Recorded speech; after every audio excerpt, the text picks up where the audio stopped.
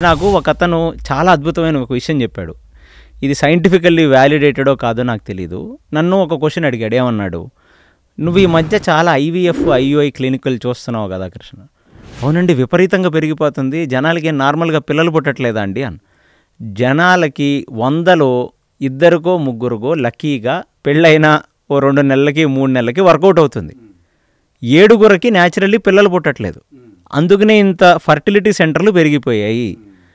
అంటే నేనన్నా stress factor కదా సార్, చాలామందికి స్ట్రెస్ ఎక్కువ అవుతుంది, ప్లస్ ఆడవాళ్ళకి పీసీఓడీలు, పీసీఓఎస్లు, ఎగ్ రిలీజులు ఇలాంటి ప్రాబ్లమ్స్ ఉన్నాయంట కదా అన్న.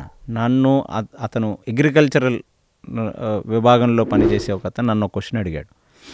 "నువ్వు తినే టమాటా ఇంకో టమాటాని పుట్టించలేదు, నువ్వు తినే ద్రాక్ష ఇంకో ద్రాక్షని పుట్టించలేదు, నువ్వు తినే బెండకాయ ఇంకో బెండకాయని పుట్టించలేనప్పుడు అది తిన్న నువ్వు ఇంకొకటిని ఎలా పుట్టించగలను అనుకుంటున్నావు" అని అడిగాడు. అమ్మా, నేను లాజికల్ అనిపించింది, కానీ అది నిజంగా వ్యాలిడేట్ అవుద్దా లేదా నాకు తెలియదు. బట్ నేను ఆయుర్వేదం ప్రకారం ఏంటంటే, సప్తధాతువుల్లో మనం తిన్న భోజనం రక్తం నుంచి మొదలు పెడితే మేడ్జ, మాంస, అట్లా అట్లా అట్లా ఆఖరి ధాతువు వచ్చేసి వీర్యం. అక్కడ వరకు ట్రాన్స్లేట్ అవ్వాలి. మనం తిన్న ఒక ఫుడ్ ఇన్ని పరిమాణాలు చెందుతూ అది వీర్యం అవుతుంది. మరి ఆ వీర్యంలో లోపం ఉందంటే తినే ద్రవ్యంలో లోపం ఉంది, తినే గింజలో లోపం ఉంది, తినే ఆహారంలో లోపం ఉందనే కదా అర్థం.